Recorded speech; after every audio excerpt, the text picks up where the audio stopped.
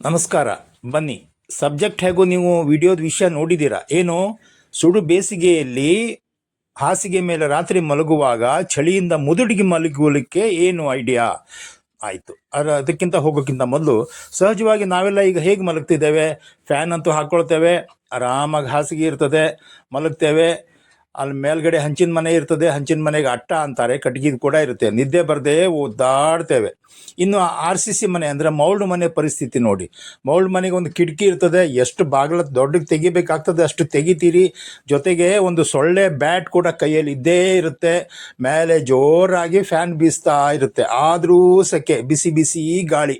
ಇನ್ನು ಹಂಚಿನ ಮನೆ, ನೇರವಾಗಿ ಮಲಗಿರ್ತೀರ, ಮೇಲೆ ಹಂಚೇ ಕಾಣ್ತಾ ಇರ್ತದೆ. ಹಗಲಲ್ಲೆಲ್ಲ ಬಿಸಿಲಿಂದ ಕಾದಿರುತ್ತೆ, ರಾತ್ರಿಗೆ ಆ ಹೀಟನ್ನು ಅದು ವಾಪಸ್ ಕೊಡುತ್ತೆ. ಒಟ್ಟಾರೆ ರಾತ್ರಿ ನಿದ್ದೆ ಬರೋದಿಲ್ಲ. ಅದಕ್ಕೆ ನಿಮ್ಮ ಬೆಡ್ರೂಮಿಗೆ ಚಳಿ ಬರಬೇಕು, ಚಳಿ ಚಳಿ ಆಗ್ಬೇಕು ರಾತ್ರಿಗೆ. ಆಹಾಹಾ, ಈ ಬೇಸಿಗೆಗಾಲದಲ್ಲಿ ಚಳಿ ಚಳಿ ಅಂತ 2 ಸಲ ಹೇಳಿಬಿಟ್ರೇ ಖುಷಿ ಆಗುತ್ತೆ ಜೀವಕ್ಕೆ. ಬೆಡ್ರೂಮಿಗೆ ಚಳಿ ಬರದೇ ಇದ್ದರೆ ಏನು ಮಾಡೋದಾಯಿತು? ಬೆಡ್ರೂಮನ್ನೇ ಚಳಿ ಇರೋಲ್ಲಿ ತೊಗೊಂಡು ಹೋಗ್ಬೇಕು. ಒಂದು ಉದಾಹರಣೆ ತೋರಿಸ್ತಾ ಇದ್ದೀನಿ, ರಾತ್ರಿ ಸಮಯದಲ್ಲಿ ತೋರಿಸ್ತಾ ಇದ್ದೀನಿ, ನಿಧಾನವಾಗಿ ಕೇಳಿ. ಜೋರಾಗಿ ಮಾತಾಡಿದರೆ ಅವರು ಎದ್ದುಬಿಟ್ಟಾರು ನೋಡಿ. ರಾತ್ರಿ ಸಮಯದಲ್ಲಿ ಬೆಡ್ರೂಮನ್ನೇ ಚಳಿ ಇರುವಲ್ಲಿ ತೊಗೊಂಬಂದಿದ್ದಾರೆ. ಹೌದು, ಸೊಳ್ಳೆ ಪರದೆ ಇಲ್ಲದೆ ಅಂತೂ ಮಲಗಲಿಕ್ಕೆ ಆಗಲ್ಲ ಅಲ್ವಾ? ಸೊಳ್ಳೆ ಪರದೆ ಹೇಗೆ ಕಟ್ಟೋದು ಅನ್ನೋದಕ್ಕೆ ನೋಡ್ರಿ ಐಡಿಯಾ. ಕುರ್ಚಿ ಮೇಲೆ ಹೂವಿನ ಕುಂಡ ಇಟ್ಟಿದ್ದಾರೆ, ಒಜ್ಜೆ ಹೂವಿನ ಕುಂಡ ಇಟ್ಟಿದ್ದಾರೆ. ಆ ಕುರ್ಚಿಗೆ ಹಗ್ಗ ಕಟ್ಟಿ ಸೊಳ್ಳೆ ಪರದೆಯನ್ನು ಕಟ್ಕೊಂಡಿದ್ದಾರೆ. ರಾತ್ರಿಗೆ ಬೆಡ್ರೂಮಿಗೆ ಚಳಿ ಬರದೇ ಇದ್ದರೆ ಬೆಡ್ರೂಮನ್ನೇ ಚಳಿ ಇರುವಲ್ಲಿ ಶಿಫ್ಟ್ ಮಾಡ್ಕೊಳ್ಳಿ.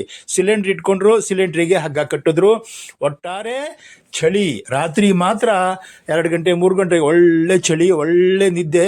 ಎಷ್ಟೇ ಬೇಸಿಗೆಗಾಲ ಇದ್ದರೂ ಕೂಡ ರಾತ್ರಿಗೆ ಹೊರಗಡೆ ಚಳಿ ಆಗೇ ಆಗ್ತದೆ. ಆಯಿತು, ಬೆಳಗಾಯಿತು. ಬೆಳಗಾದಾಗ ನೋಡಿ ಎಷ್ಟು ಸುಖವಾಗಿ ನಿದ್ರಿಸ್ತಾ ಇದ್ದಾರೆ. ಬೆಳಗಾಗುವ ಹೊತ್ತಿಗೆ ಸೂರ್ಯನ ಬೆಳಕು ಬರುವ ಜಾಗ ನಿಮ್ಮ ಕಣ್ಣಿಗೆ ಬಿದ್ದಾತು.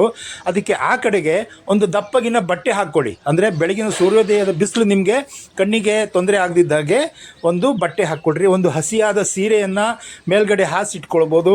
ಆದರೆ ಸ್ವಲ್ಪ ಎಚ್ಚರಿಕೆಯಾಗಿರ್ರಿ. ಕಾಡು ಮೃಗಗಳಿಂದ ಅಥವಾ ಸಾಕು ಪ್ರಾಣಿಗಳಿಂದ ಎಚ್ಚರಿಕೆಯಾಗಿರ್ರಿ. 2ನೇದಾಗಿ ಕಳ್ಳಕಾಕರಿಂದ ಎಚ್ಚರಿಕೆಯಾಗಿರ್ರಿ.